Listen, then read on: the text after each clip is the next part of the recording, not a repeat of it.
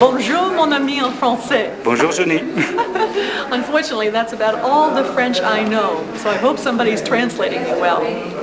Our friend here has asked me to share a couple of minutes with you about my testimony.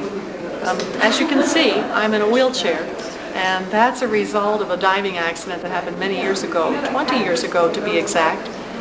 And as you can also imagine, I was pretty irritated the first couple of years. I just could not understand how a loving God could allow something like this to happen to me. But then again, you know what I mean, because you probably have asked the same question.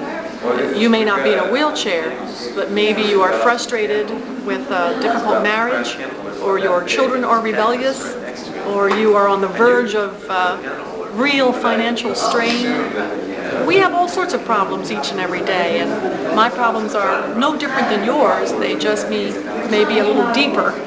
Well, for many years I laid in that hospital bed wondering why God allowed this to happen. I twisted his arm for many, many months.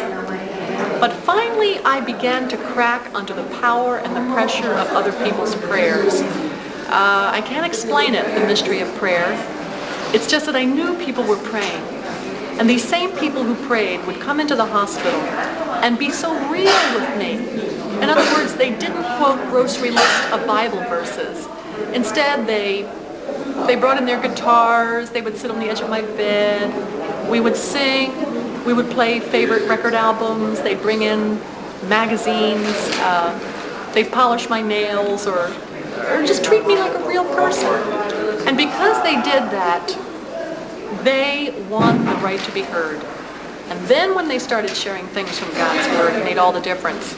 I listened because they had credibility. There was validity to their words. There was real depth.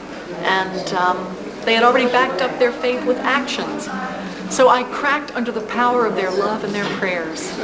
And then I began to read God's Word with real interest. Not with skepticism so much as I had done in months before, but with honest searching. No longer the searching of a clenched fist saying why, but the searching of an honest heart that said, okay God, tell me what's next.